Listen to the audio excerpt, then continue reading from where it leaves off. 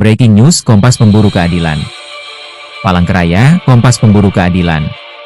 Ibarat sudah jatuh ketimpa tangga pula, itulah yang pantas disematkan terhadap Yanti, masyarakat Desa Lubuk Ranggan, Kecamatan Cempaka Hulu, Kabupaten Kota Waringin Timur, Kalimantan Tengah. Betapa tidak, Yanti yang menekuni usaha tambang galian C yang baru kurang lebih 4 bulan ini, tiba-tiba didatangi beberapa orang petugas kepolisian yang menyatakan dirinya dari Reskrimsus Polda Kalteng pada 6 Juli 2025.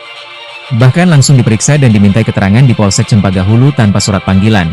Menurut Huzrul Aini, orang kepercayaan Yanti bagian lapangan di lokasi tambang CV Cempaka Perkasa Jaya tersebut. Bahkan menurut Huzrul Aini, pada tanggal 7 Juli 2025 eksavator yang mereka gunakan di lapangan pun disita untuk alasan barang bukti. Nanti pada tanggal 8 Juli 2025 barulah kemudian ada surat panggilan pertama buat Yanti selaku pengelola usaha tambang dari Ditreskrimsus Polda Kalteng dengan nomor S, TGL 537-7-55-2025 Ditreskrimsus.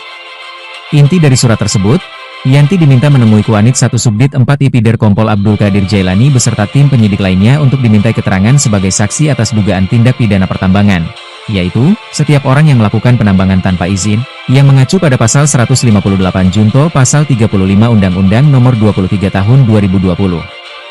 Surat ditandatangani di Ditreskrimsus Polda Kalteng Kombes Pol Rimsyahtono. Semua pasal yang tertulis sesuai undang-undang di dalam surat panggilan tersebut benar adanya, tapi sayang tidak tepat dijadikan dasar untuk memproses seseorang secara hukum. Karena CV Cempaka Perkasa Jaya yang dikelola Yanti memiliki surat izin yang lengkap, dan juga memiliki surat izin perjanjian dengan pemilik lahan yang disaksikan pemerintah setempat dengan beberapa santunan sosial, seperti 1. Pemberian bantuan sembako setiap bulan 80 hingga 99 kepada warga sekitar. 2. Pemberian bantuan upah pulsa listrik penerangan jalan Rp1.500.000 per bulan. 3. Santunan bagi setiap warga yang kedukaan rutin diberikan, ujar Yanti. Saat ini meskipun pihaknya agak kesusahan karena eksavator yang disewa ada 2, tapi hingga kini belum dikembalikan Polda dengan alasan barang bukti. Bahkan pihaknya sudah menyurat ke Kapolda Kalteng untuk pinjam pakai beberapa waktu lalu. Tapi setelah dicek, ternyata surat itu sudah didisposisi ke Ditreskrimsus. Namun hingga saat ini surat itu mengendap di Ditreskrimsus. Ada apa?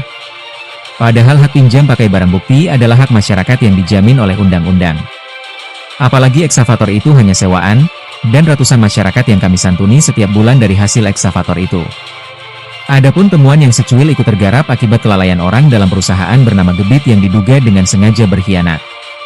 Karena Gebitlah satu-satunya orang yang dipercaya mengurusi izin lahan tambang di lokasi tersebut hingga tahu lokasi mana yang telah ada izin dan mana yang tak berizin. Hingga Yanti pun tak tahu kalau ada beberapa meter ikut tergarap. Dan ibuktilah yang harusnya Gebit dipanggil untuk dimintai keterangan ke Polda. Tapi sayangnya Gebit tak tersentuh hukum sama sekali, hingga kasus ini menjadi aneh tapi nyata.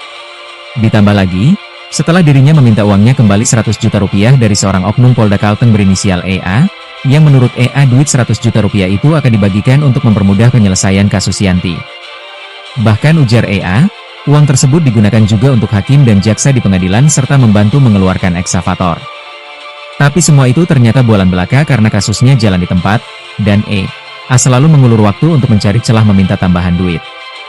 Hingga keluarga Yanti tidak terima Yanti dijadikan sapi perah oleh oknum kepolisian Polda Kalteng. Maka pada Jumat, 8 Agustus 2025, pihak keluarga bersepakat agar uang itu diminta kembali saja, dan keluarga siap mendampingi Yanti menjalani kasus ini sesuai prosedur jika harus sampai ke pengadilan. Karena semua bukti transfer dana dan bukti ketwa ada, dan EA baru mengembalikan 50 juta rupiah saat itu dari 100 juta rupiah yang ada. Dan yang paling mengejutkan adalah ketika dana 100 juta rupiah diminta pihak Yanti untuk dikembalikan karena menyesali perbuatan itu yang tidak pantas dilakukan. Anehnya pada tanggal 8 Agustus itu pula keluar surat panggilan pertama dengan nomor 612 DST. Ditandatangani oleh Ditreskrimsus Kombes Pol Rimsyahtono. Huzrul sendiri menyebut bahwa kemungkinan memang karena uang itu diminta kembali, sehingga Ibu Yanti ditetapkan sebagai tersangka. Ada beberapa hal yang patut dipertanyakan dalam kasus ini. Selain bukti penerimaan uang menggunakan rekening nama orang lain, serta mengendapnya surat pinjam pakai tanpa kabar, juga adanya oknum dari Polda Kalteng yang menyuruh tetap menggarap lahan yang tidak berizin tersebut. Kita tunggu saja sampai kemana kasus pemerasan ini bergulir. Biar masyarakat menyaksikan siapa sebenarnya dalang yang melanggar hukum dalam kasus yang menimbulkan 1001 macam tanda tanya ini. Terima kasih telah menyaksikan Breaking News Kompas Pemburu Keadilan. Dukung terus channel ini dengan cara like, komen, share, dan subscribe, Agar Anda tidak ketinggalan update berita-berita investigasi terbaru dari kami. Tetap bersama kami, Kompas Pemburu Keadilan. Sajikan berita sesuai fakta. Tim Kompas Pemburu Keadilan melaporkan.